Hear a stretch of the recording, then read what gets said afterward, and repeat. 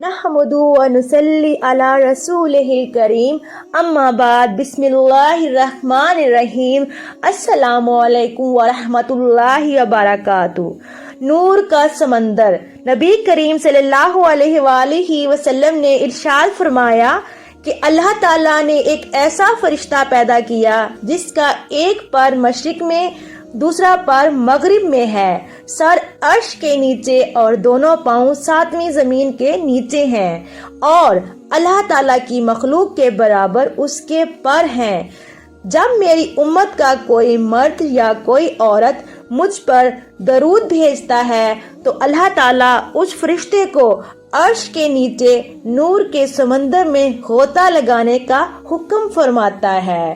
وہ اسی وقت غوطہ زن ہوتا ہے اور باہر نکل کر اپنے پروں کو جھاڑتا ہے تو ہر پر سے ایک ایک قطرہ گرتا ہے، اور اللہ تعالیٰ ہر قطرہ سے ایک فرشتہ پیدا فرماتا ہے جو اس بندے کے لیے قیامت تک دعائے مغفرت کرتا رہتا ہے۔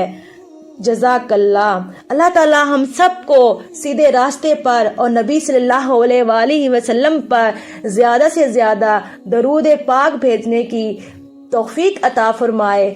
آمین ثم آمین یا رب العالمین۔